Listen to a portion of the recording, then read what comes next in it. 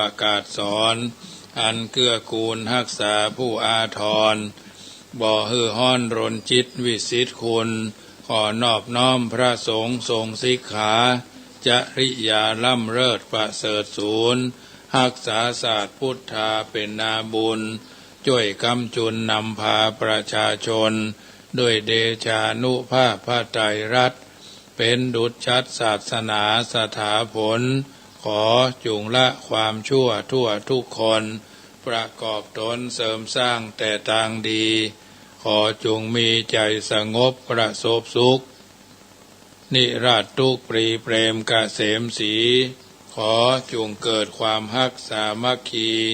ฉันน้องพี่ตัวกันนิรันดร์เทิน10 นิ้วกราบแนบไตรไหวสาปารมีธรรมในครูบาอาจารย์พระมหาเถรานุเถระท่านเจ้าคณะพระสังฆาธิการทุกรูปทุกตนขอความสุขความสวัสดีในธรรมะแห่งองค์สมเด็จ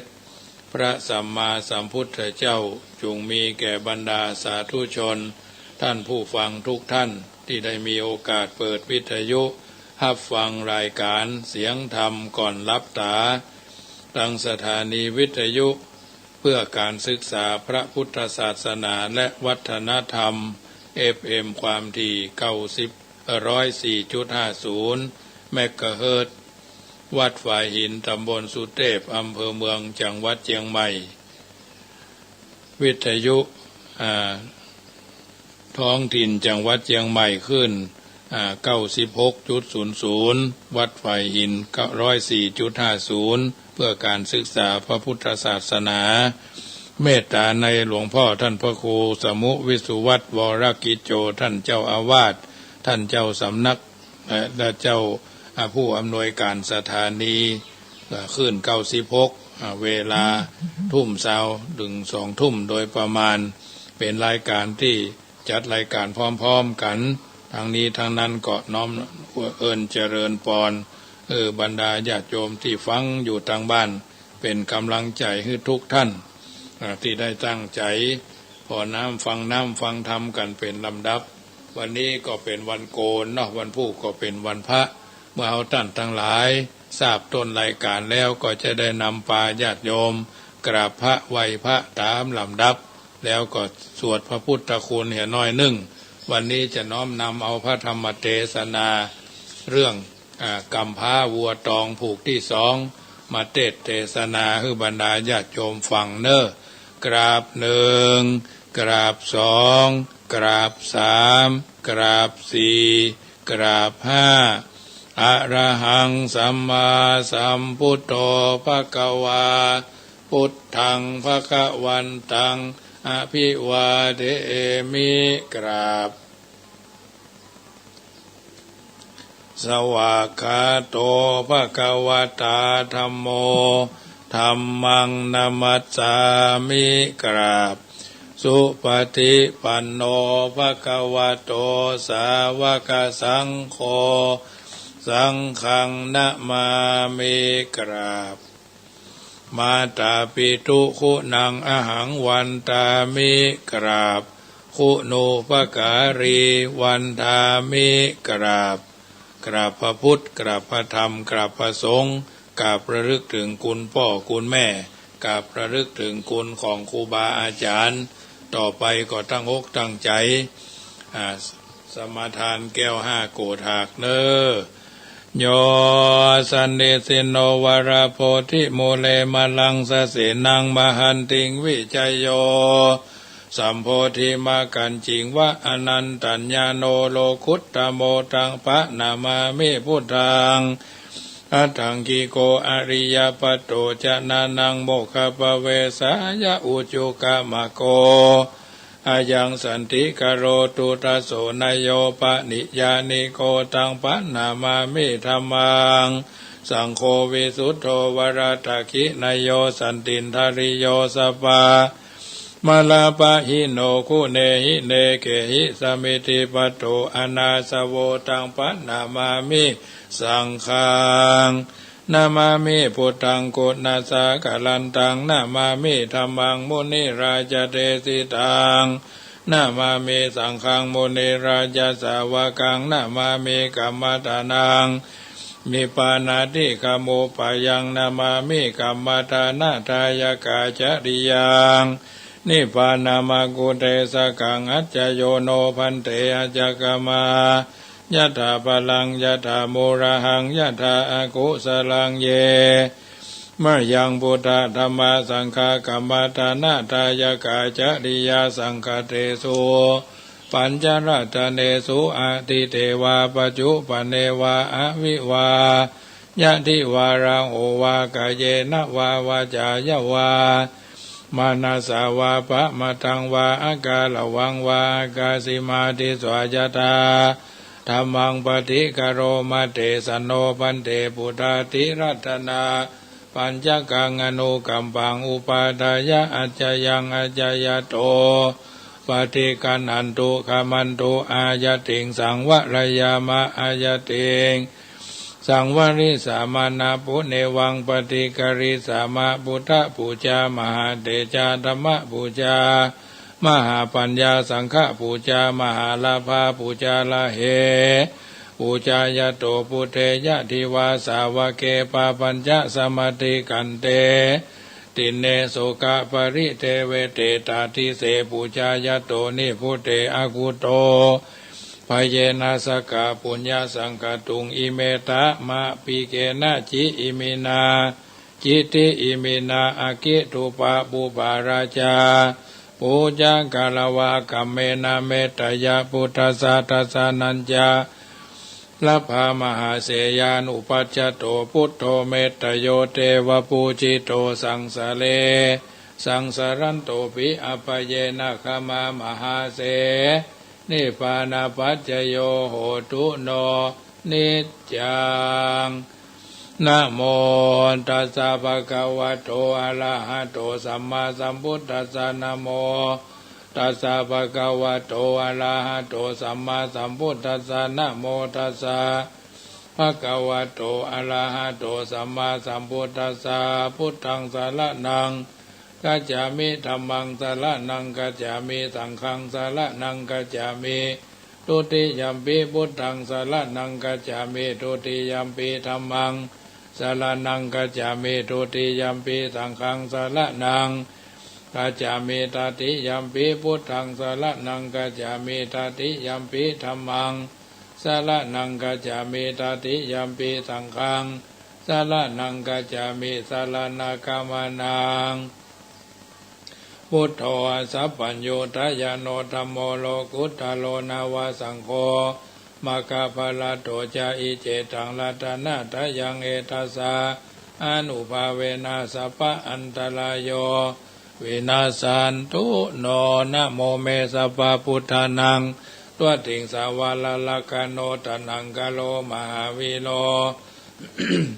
เมทังกะโลมหายาโสสาลานังกะโลโลกาหิโตทิปังกะโล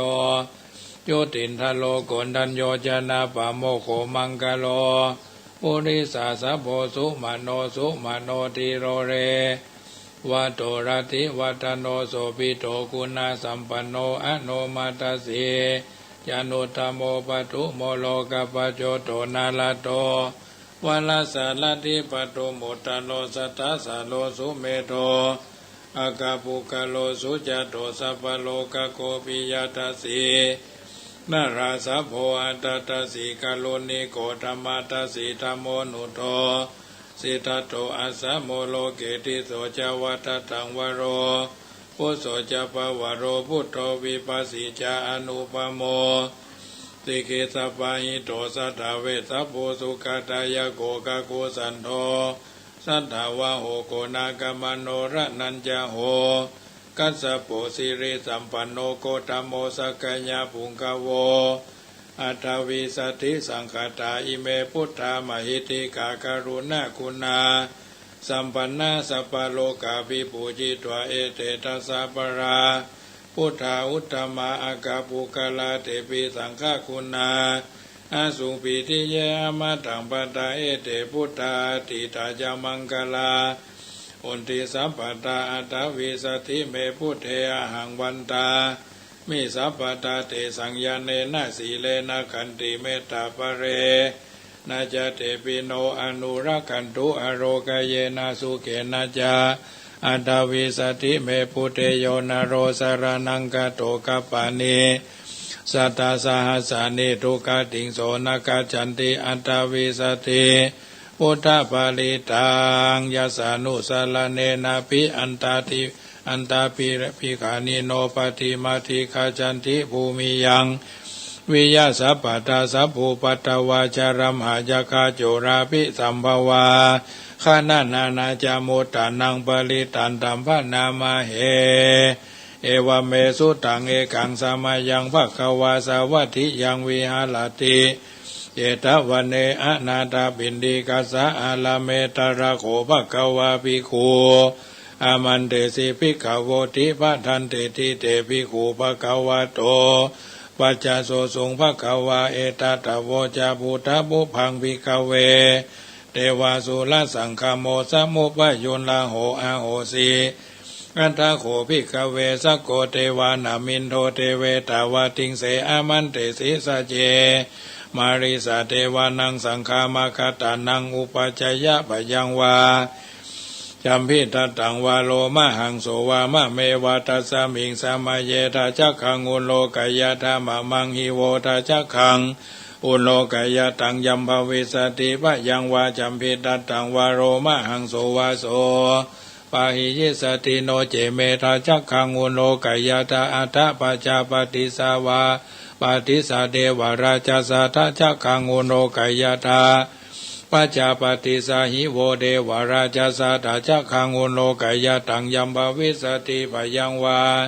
จัมพิทัตตังวาโลมะหังโสวาโสปาหิยิสติโนเจปัจจาปฏิสาเดวราชาสาทาจักขังอุโลกายะตาอัตตวรุณสา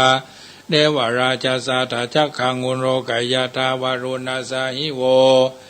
เดวราชาสาทาจักขังอุโลกายะตังยัมภวิสติพยังวา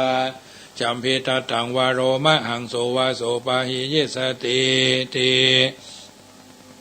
ตังโคปนาภิกขเวสักกัสสะวะเดวานามินทัสสะทาจักขังอุโลกายะตังปัจจปฏิสาเดวราชาสาทาจักขังอุโลกายะตังวารุณสาวา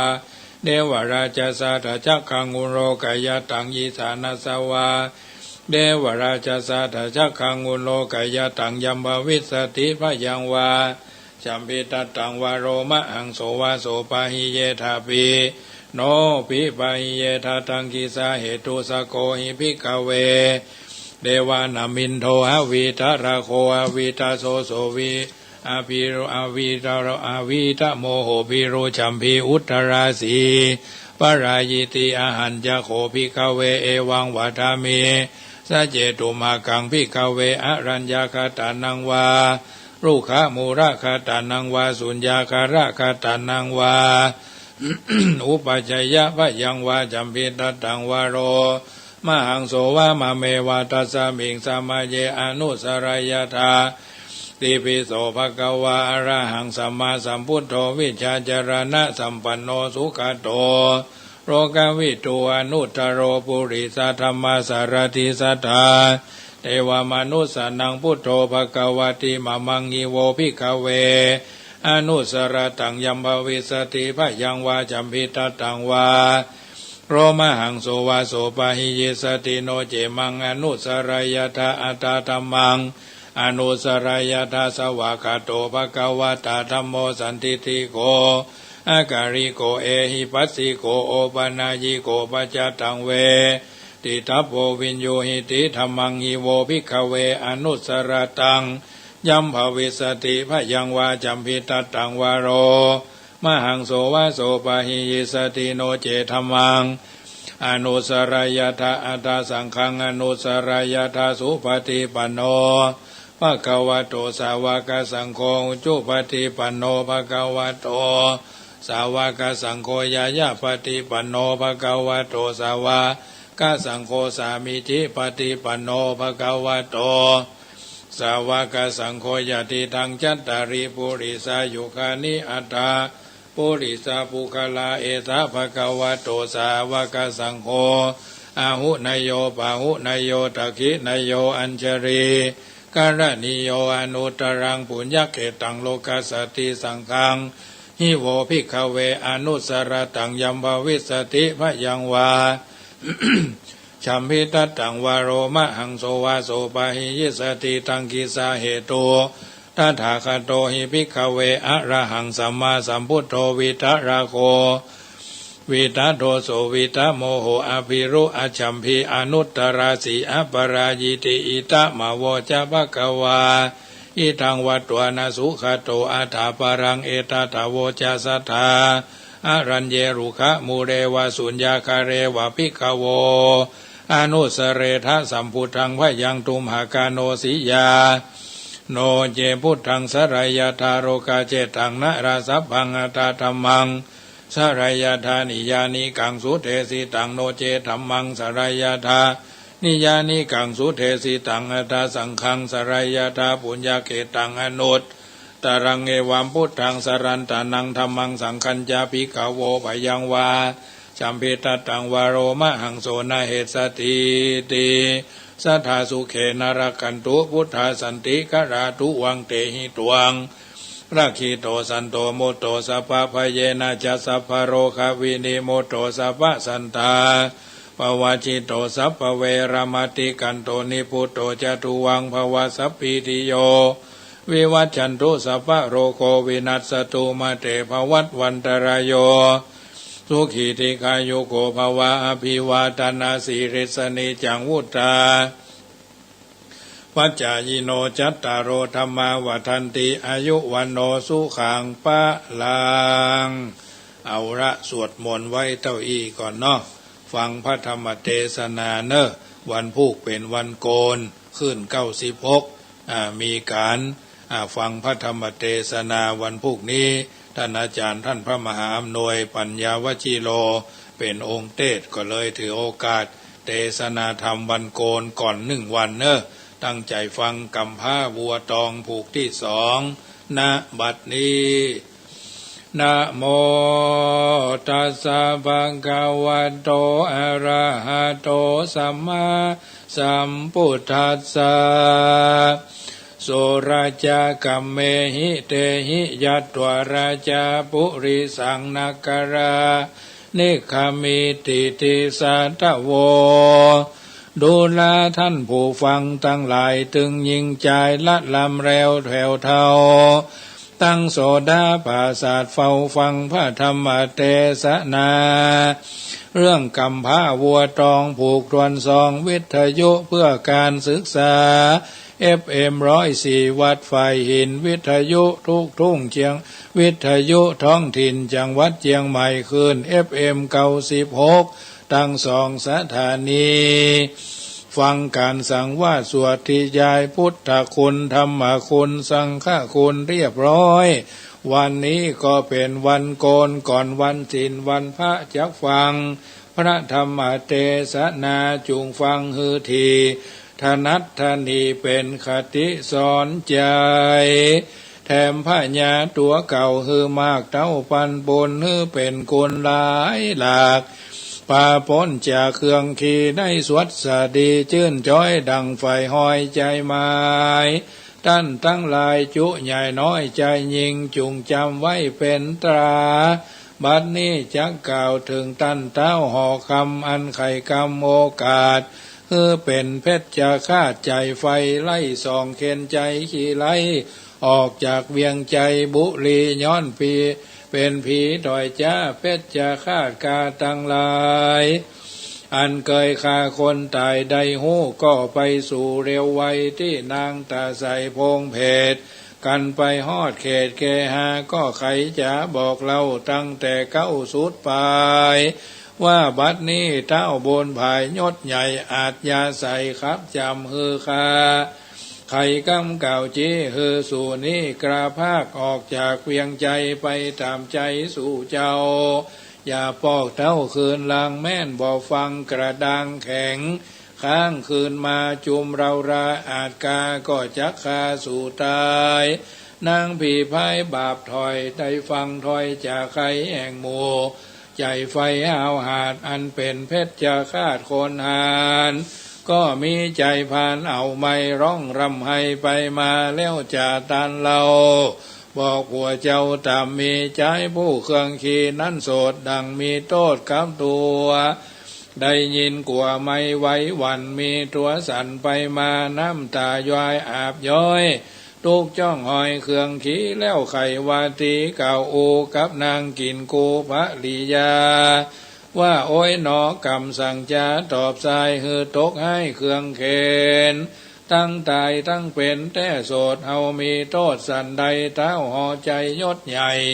จึงมาขับไล่เฮานี้สันใดดีนี้เราจักไวหลี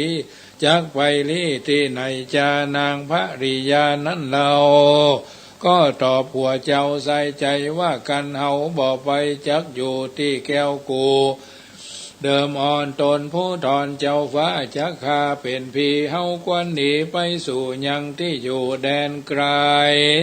สองใส่ใจเมียผัวมีใจกลัวหลายหลาก็ระผ้าเกหาเอาถุงผ้าใส่บ่าเข้าสู่ป่าดงไผ่กันค่ำในยั่งหานแจ้งแล้วดันดงตัน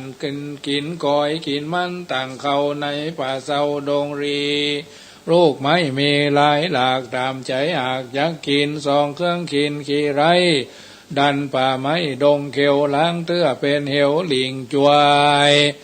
เป็นห้อมห้วยพาจันได้สาวันคบไข่ก่อปะใส่แม่น้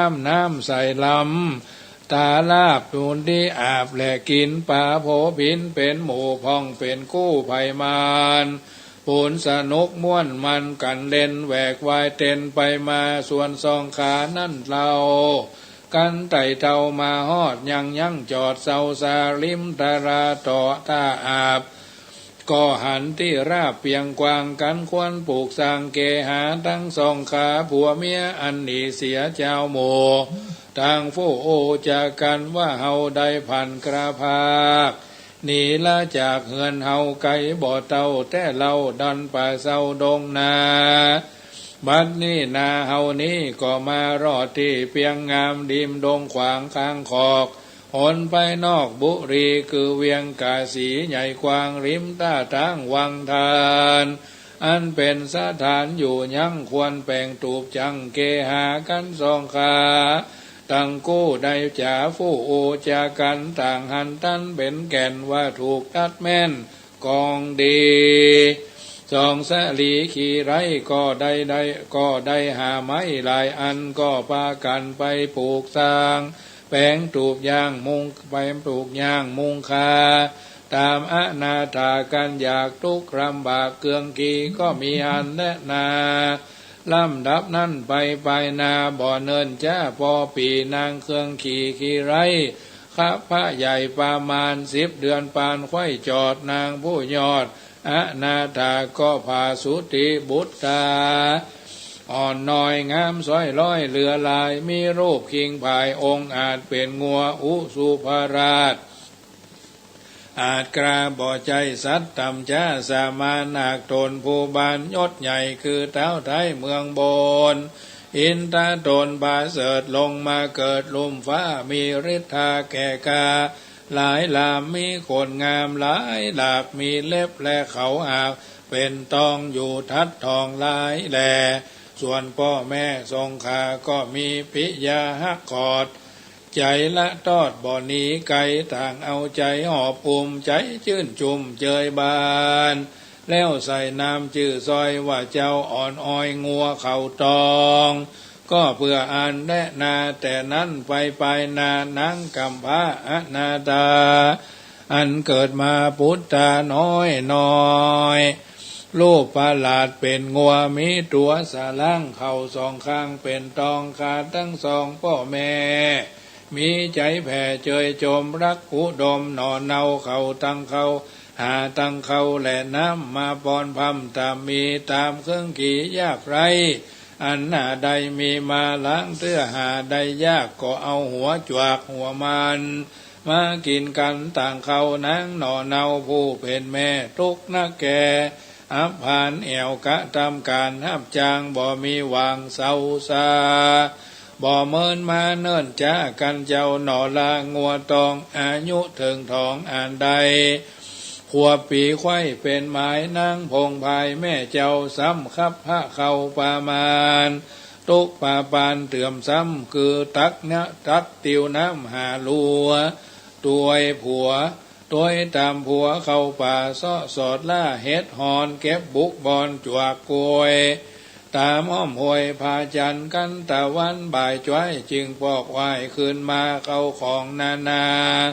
ป่าไม้หันหามาได้มากลายไปวางยายขายกาดขายเสียงขาดถึงวานเต่าก็ปากันเสาะไส้หาเลี้ยงใส่ตามพันบอกกะทำการหยาบช้าเว้นจากบาปกาลานาเต่าสอดล่าสอสร้างแต่ตาตั้งต่างดีบ่มองขี้ต่ำก้อยใจชื่นจ้อยเจยบานก็มีหันและนาทัสมาสาเนกัน10 เดือนมาหอดนางแก้วยอดโคนบานอัปประมาณต้องใหญ่ก็พาสุติได้พุทธามิรักนาผาเสดงามล่ำเลิศเปิงแปงสองพ่อแม่แฝงฮักคอดนางกอดเจยจมกันกินนมป้อนเขาอาบน้ำเหล้าคัดสีริ้นให้มีมาไกลก็ปัดไล่นีไกลต่างมีใจห่วงอ้อยยังลูกน้อยสายตาต่างมามัดสาจมจืนปีติเตือนเจยบานแล้วใส่น้ำขานลูกลาว่าเจ้ากำผ้างัวตอง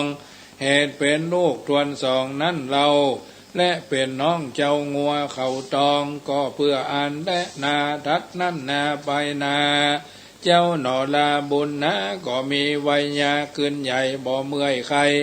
หนาวในบ่เป็นใดสักสิ่งจำเริญยิ่งเร็วปานปีเดือนวันปันจอดก็เต่ารอด3 ปีเจ้าบุญมีผู้เป็นปีอายุได้ว่า4 วาสาสั่งสองขาพี่น้องปากจ่าทองจอมกันเล่นภายพันเป็นคู่บ่ไปสู่แดนไกลยามใส่ใจพ่อแม่บ่อยู่แก่เฮือนตนเข้าไพศาลเตือนทอง2 พี่น้องหนอเนาก็อยู่เฝ้าเกหาต่างโอษาช่วยกำตักติวน้ำหาหลัวช่วยสักขัวมัดคาดที่ฝากหยาดตรงไหลเต้ากึดใจจะใจว่ากันคืนใหญ่เติงตันจักว่ากันก่อสร้างแต่ตาตั้งตั้งดีคือมั่งมีตุนเต้าคือพ่อแม่เจ้าเจยบานหนอโปติยานยอดซอยกึดขาก้อยในใจบ่จะใครออกปากเต้าดักอยู่หากสันดีก็มีหันและนาล่ำดับนั่นไปปลายนากันเจ้ากำผ้างัวตองมีอายุถึงทองอ่านใด7 ปีไข่เป็นทาลาก็หันมันดาแม่เจ้าได้ไม่เอาเครื่องขีเป็นพายผีพงเพศทุกขเวทเวทนากินจิ้นปลาดิบแดงบ่ได้แกงปิงจีของอันที่เหม็นเนาข้าวแต่เล่าปูนพานแม่กินเป็นอาหารบ่ยานบ่เหมือนเจ้าบ้านต่างหลายปูนที่อายหลายแหล่แม่นอแม่สายใจเป็นสันได้ดังอีกำสั่งจี้จักลากคือได้ลำบากเครื่องขีหนอโมนียอดซอยกึดตั้มกอยพิจารณาว่าคนเกิดมาในโลกจักถูกโศกอับพานหรือว่าสุขเจยบาน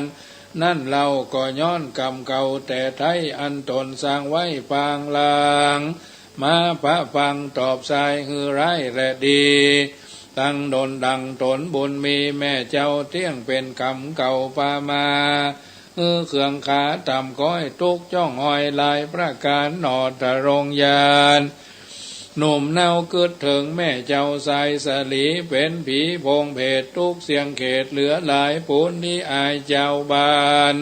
อันเล่าตานนินตาเหตุนั่นนากูนี้ควรหนีจากที่ไปสู่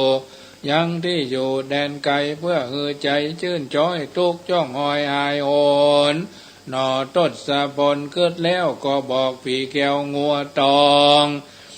หูกองเถื่อนเงื่อนเก้าว่าดูราพี่เจ้าบุญนะบัดนี้นา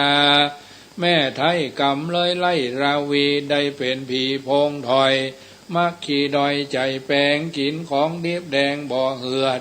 มักกินเลือดจิ้นปลาของบูดนาเหลือเศษ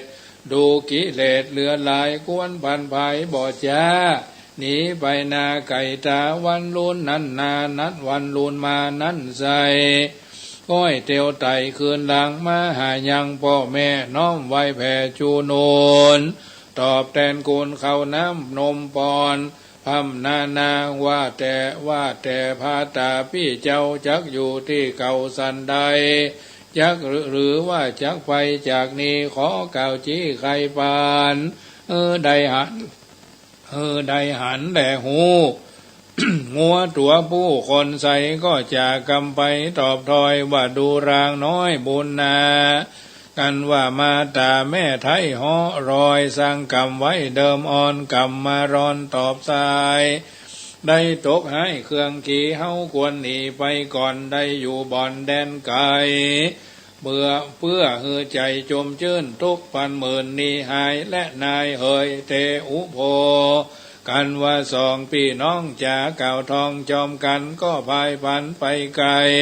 นบน้อมไว้ปิตาตั้งมันดาแม่เจ้าตั้งทองแล้วตั้งสอตาตั้งเก้าไข่กำว่าดูราองค์คำเฮยพ่อแม่จุงอยู่แก่หาลูกขอลาจากห้องไปสู่ท้องแดนไก่เต้าจักไปนาบ่อเนินจ้าจักคืนมาขอสองขาปีนเก่าอยู่เตียงเต้าเจยบานอย่ามองบานต่ำก้อยอย่าเศร้าซอยโศกีของสองเครื่องขี่ไร้ฟังลูกไทยจะขายก็ตกใส่ใจสะดุงสติฟุ้งเววนบอกคิดว่าลูกตนเผาผู้จักมาอูปั่นไม้มีน้ำลายแห้งผากกินปออยากลงคอคืนบ่อยากลงคอสองสอพ่อแม่กันสติแผ่มีมาก็ใครจะกล่าวถอยซึ่งลูกน้อยทั้งสองว่าดูราเจ้างัวตองหนอลาเจ้ากำผ้าสายสลีจักลานีกราภาคไปเสียจากพ่อแม่ใจเครื่องแก่สั่งจาหรือสองขาหนอนเนากินยังเข้าไงแรงบ่มีแกงอ่อมซาบ่มีเสื้อผ้าผืนดีหรือว่าจักหนีไปไต่เตาละพ่อแม่เจ้าเฝ้าเกหาดูรามุตตาเฮยน้อยหนอพ่อและแม่พ่อและแม่และพ่อนี่ใส่ถึงทุกไร่เครื่องขี่เข้าของนี่กันอยากทุกข์ลำบากอนาถาจักสอดสาเลี้ยงลูก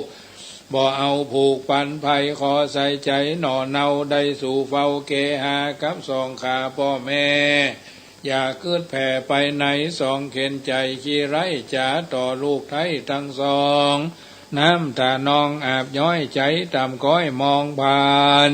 หนอถ้ารงยานหนุ่มเนากันพ่อแม่เจ้าวอนขอซ้ำขอเตอะหนอจะใจนบน้อมไว้ใครจะว่าลูกขอลาไปก่อนบ่อาจอยู่บ่อนเดิมอ่อนจะวานบ่อนกล่าวต่อยน้ำตาย้อยเป็นสายอาบแก้มยายมายดหยาดบ่จ๋าบ่ขาดเริงและนาที่นั้นเทวดา มวลหมู่อันรักษาอยู่ดงรีตามนาทีเหวหาดตามอากาศเวหาได้ยินเสียงจ๋าเก่าตอยแห่งเจ้ายอดซอยตะรงธรรมก็พากันมาสู่ยังที่อยู่เกหาแห่งสองขาขี้ไร่ก็หูสัจจังว่าหนอพูดทางหนุ่มเนาละพ่อแม่เจ้าใส่ใจเพื่อจักไปนาตามคำกาบันดลที่อันตนสร้างไว้ตั้งแต่ไทยเดิมมากันเทวดามวลโมได้พำหูหันใสก็โอดนใจสองเท่าคือพ่อแม่เจ้าหนอมุนีส่วนสองเครื่องขี่นั้นใส่กันลูกมาไววานวอนสงสารลูกน้อยอันมาเก่าดอยไขปันกาปากันกึดทีคือแม่นที่ตามกองว่ากันเฮาปองห้ามขาดบ่อนุญาตไข่กำล้างเรื่อกำหาเท้ามาหนองน้าวตัวตันเกาะคุมพันจากลากลูกได้ไปจากลานีย่อมบ่ดีแต่ใส่อันนามไว้ไข่ปันควรปากันเก่าถอยอนุญาตปล่อยวางไปแล้วสองแข เข็นใจพ่อแม่ก็กล่าวแก่กรรมดีว่าดูราสองบุญมีเหยหน่อเนาลูกจักไต่เต่าไปสู่ยังติโยแดนไก่แม่ขานิงในกันสอดก็หูหอดลูกอันแม่จักบันโอกาสอนุญาตตามใจแม่นจักไปคือมีโจกเป็นโป้นทุกโศกเครื่องกาได้ทีคาเตียงเต้าได้เป็นเจ้าทะรงเมืองยะสะเรืององค์อาจเคาะเสียงขาดหายหนีเตจะมีเรื่องราบใจยะปราบจุมปูจุมสัตทะลูกาดกร้อยอยู่จื้นจ้อยเจยบานสุขสำราญคำเจ้าปันได้ปอกเจ้าคืนมาแด่เตอว่าอันแล้วเจ้าหนอแก้วกุมารย่อมือสานกลมเก่าไว้พ่อแม่เจ้าทั้งสองปางัวเข่าตองผู้เป็นปี้ออกจากที่เกหายกธงปลาใส่บาจักเข้าป่าดงเขียววายนาเหลียว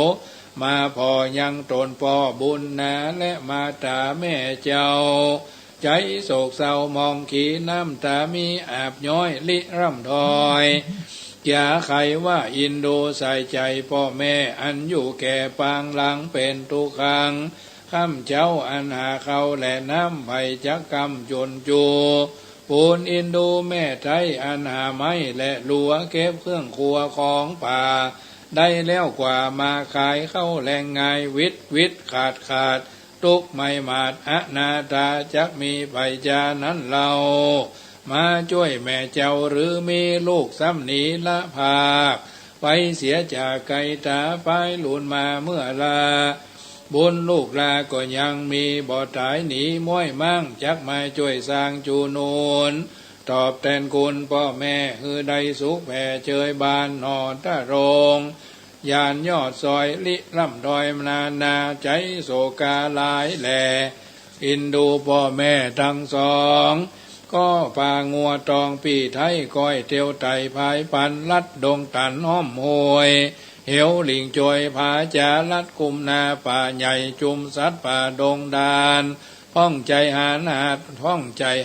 าเท้าห้องเศร้าเสียงใสเสือคือเสือไฟโค้งแผ่วลาดจะสีแอวสะโซนห้องอยู่บนผาใหญ่ห้องเลยไล่จอมกันเขาหันสองเจ้าบุญบ่อเศร้าหนอมุนีแสงแล่นหนีบ่อยู่หมีเป็นหมูดำปอด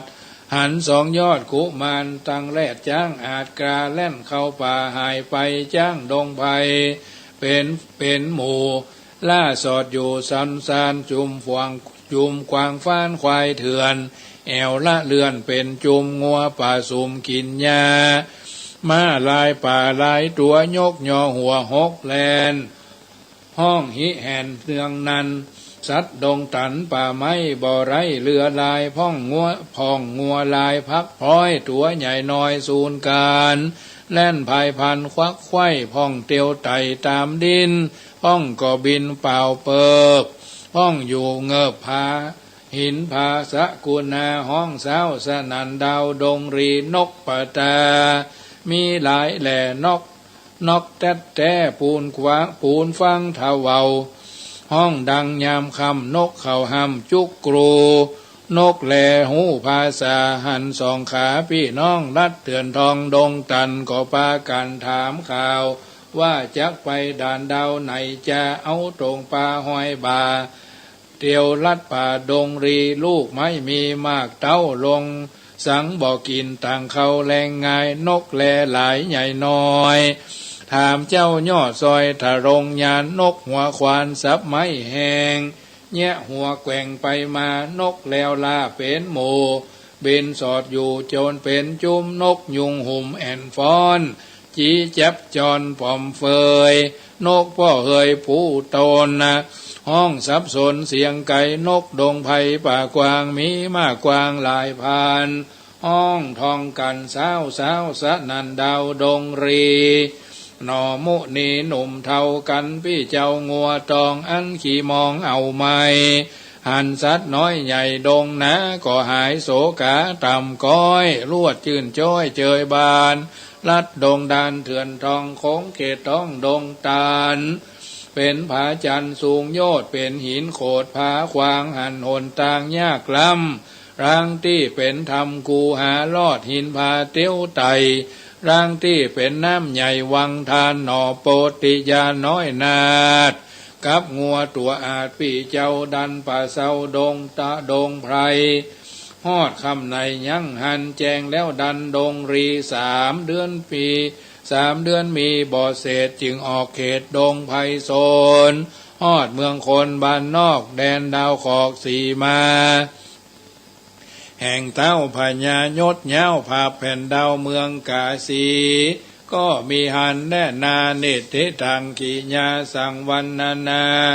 วิเศษจะห้องเหตุโกนะโหระกัมพางัวตองผูกทวนสองยังไปทองสุดซอยปางเมื่อยอดซอยถ้ารงทำนัดดงตันป่าไม้ใหญ่ไปไขว้ขวาไปไขว้รอดบุรีไขว้แห่งเต้ากาสีหยาบจ้ามักบาปการนายักเป็นสันใดจานั่นเราขอหนุ่มเทายิงใจ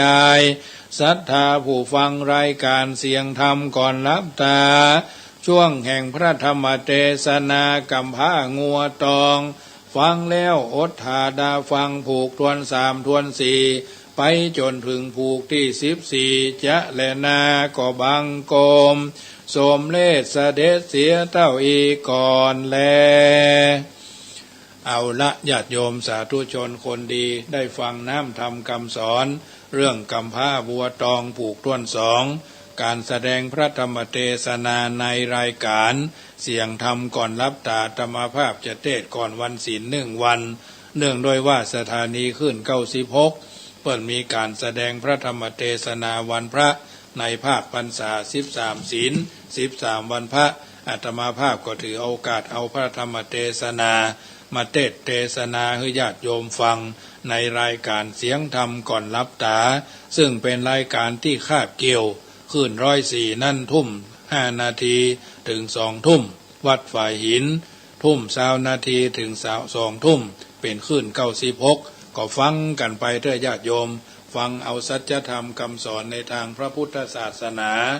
คนเฮานั่นเพิ่นบอกว่าพระพุทธองค์ทรงเปรียบคนไว้แบ่งออกมาได้เป็น4 ประการเปรียบเหมือนบัวน้ำเปรียบบัวในน้ำตามได้เล่าขาน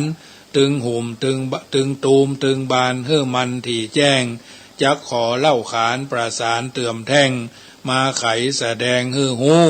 อันคนตั้งหลายเนิ่นนายกินกู้ต่างพันเผ่าผู้ปัญญาพ่องเกิดมาแล้วพ่องแผ้วผาหยาเปรียบบัวนั่นนาป้นน้ำจูการหูทำรวดเร็วปาดเปรียวกู้ด้านบ่มีไผ่ปานเทียบจันประการที่2ลองมาจากนั้นเปรียบไว้ดังอันบัวบานฝึกฝนค้นคว้าหาประสบการณ์บ่เมินบ่นานหูการได้เสี่ยงเหมือนมีดคมหนาลืมเป็นขี้เมี่ยงขอแค่เอาเพียงหินลับก็ดูเลี่ยมใสขาวไวคมวับจับกกอย่างได้รวดเร็วเปรียบบัวเปรียมน้ำเก้ายังงามเถียวบึดนึ่งกำเดียวก็ป้อนน้ำได้คนประเภท3ตามเปิ้นบอกฮือเหมือนบัวจมในน้ำลึกมันเพียรศึกษาวิชาฮือตึก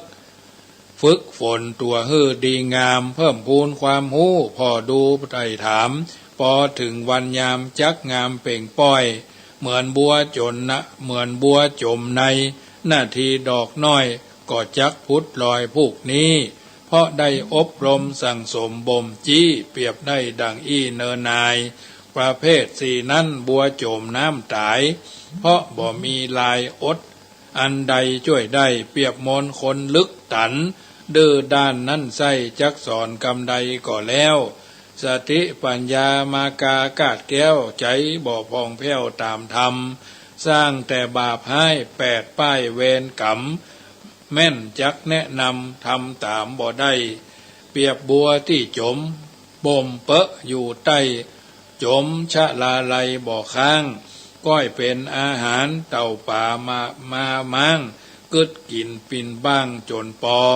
บัวสี่เหล่านี้จึงมีแต่หนอพุทธองค์เยินยอบ่ฮือหูใดคนบ่เหมือนกันดังนี้มีไส้มันจึงเป็นไปแบบนี้บัวสี่เหล่าหนอไข่บอกกล่าวจี้มันเป็นดังอี้เนนายข้าวบรรยายขอโป่งวางลงเต้าอี้เต้านี้สู่กันฟังก่อนและนายเหยบรรดาญาติโยมสาธุชนได้ยินได้ฟังน้ำธรรมคำสอนจากรายการเสียงธรรมก่อนรับตาเป็นธรรมเทศนาแบบพื้นบ้านและก็ฟังการสวดมนต์เบื้องต้นฟังแล้วก็นำไปเป็นนิทัศนะอุทาหรณ์เตือนจิตสกิจใจสุดสู่ตังละปะเตปัญญังฟังให้ดีย่อมเกิดปัญญาฟังแล้วคิดฟังแล้วพิจารณาเอาไปปรับใจในการดำเนินชีวิตเอาท่านทั้งหลายเกิดมาดีเพราะมีบุญอยู่อย่างมีคุณและจะพักจักไปก็มีทุนบุญกินบุญทานที่เราได้เกิดมาแล้วมาพบพระพุทธศาสนา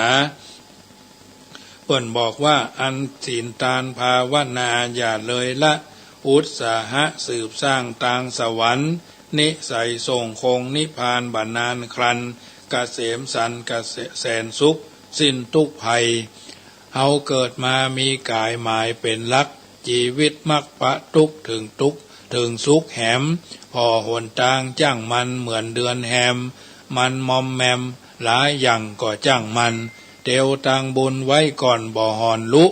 จะไปจุจิตใจฮื้อไหววันศีลธรรมของตู้เจ้าเล่าตึงวันจะฮื้อมันเตี้ยงแท้จักแลงามเปิ้นกินตานงานไหนหอมไปพ่องบาปจักต้องหนีไก่ไร้เสี้ยนหนามเขือกกันจ้วยทำดีอยู่กู้มองยามมันยุบความง่อนหัวตัวเก่าไปทำบุญกันวันนี้ดีที่สุดเหมือนเตียวพุทธแล้วปะจักสดใสส่องแว่นกอยหอยตาลนั้นจะใดบ่มีไปช่วยตัวเก่าฮื้อเฮาเลยละความชั่วมั่วความดีเตอะพี่น้องสวรรค์จ้องจักได้เปิดจักไว้ได้เปิดเผยเตียวตามหอยคนเท่านั้นมันมันเกยจักจื่นเจยกินตาลกันเตอเนออันนี้เป็นสัจธรรมที่บัณฑิตชนคนผู้รู้ท่านก้อนไกกล่าวเอาไว้ก็ก้อนไกเอามาสาธกยกคือบรรดาญาติโยมได้ยินได้ฟังเป็นนิทัศนะอุทาหรณ์วันพรุ่งนี้จะไปลืมเนอะเป็นเจ้าภาพการเทศน์การธรรมงานแสดงพระธรรมเทศนาภาคพรรษาเวลา 19:30 นาทีถึง30 นาทีถึง21 นาฬิกา3 ทุ่มขึ้น96ท่านอาจารย์พระมหาอำนวยปัญญาวชิโรเป็นองค์เทศน์ญาติโยมก็ช่วยกันหอมเนอะคนละ10 บาท20 บาท30 บาท50 บาท100 บาทก็ว่ากันไปเนอะแต่ละวันพระก็มีครูบาอาจารย์พัดเปลี่ยนหมุนเวียนกันไปฟังเอาเป็นสัจธรรมคำสอนเป็นประทีปธรรมนำทางในการดำเนินชีวิตเหมือนท่านผู้รู้กล่าวว่าประทีปเป็นเครื่องมือส่องเดินทางของคนเดินทางในเวลาเมื่อคืนธรรมะเป็นเครื่องมือส่องเดินทางของคนเดินทางทั้งกลางวันทั้งกลางคืนเพราะฉะนั้นรายการเสียงธรรมก่อนรับตาก็มาถึงช่วงสุดท้ายค่ำคืนนี้คงไม่ได้เปิดสายหน้าไมค์ให้ญาติโยมฟังเนาะเพราะว่าเวลามันมีน้อยบางท่านก็อู้นักบางท่านก็อู้น้อยเนาะขอเป็นกลางวันหรือวันอื่นๆเนาะวันนี้ก็จะได้ประชาสัมพันธ์ข่าวสารงานบุญเนอะ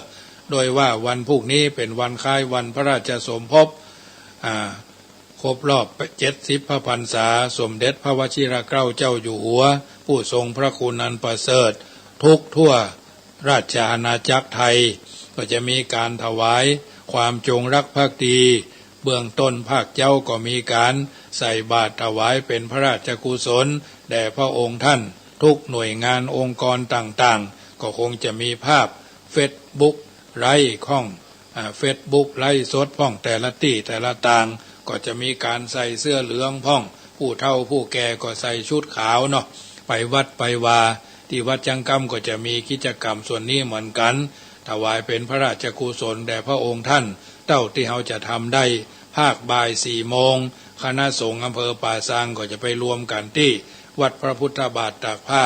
ตามมติคณะสงฆ์มติมหาเถรสมาคมทุกบ้านทุกวัดทุกหน่วยงานต่างก็มีการประดับประดาพระบรมฉายาลักษณ์ตลอดจนธงธงพระราชลัญจกรเนาะหรือตาพระบรมฉายาลักษณ์ของพระองค์ท่าน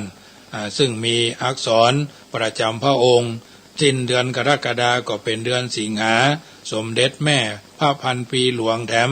สก90 พระพรรษาเนาะก็มีการจัดกิจกรรมจัด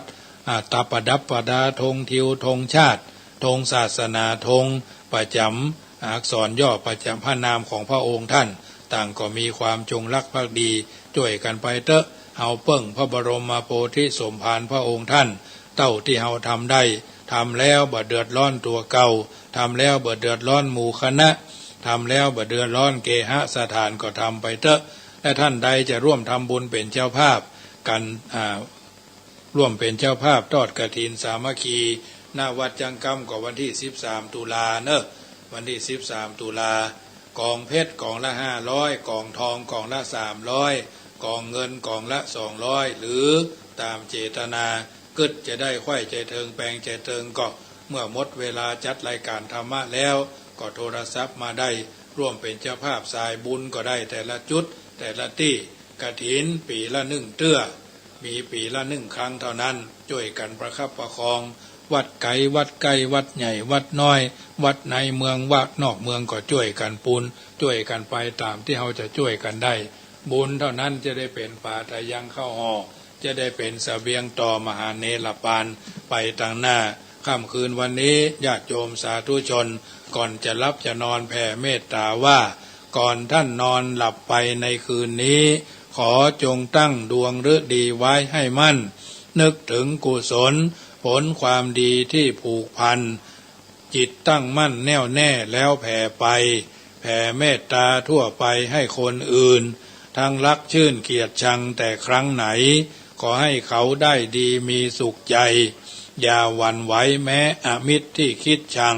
แล้วใจเราจักสบายคลายเร่าร้อนเพราะจิตผ่อนความเครียดแต่หนหลังอนีคาสุขีอัตตานังพ้นทุกขังก็เพราะจิตคิดดีเอ่ยรัตนัตตยานุภาเวนะรัตนัตตยเตจสาพุทโธบังซ้ายธัมโมบังขวาสังโฆบังกายาอะระหังบังเกสาอะระหังพุทโธ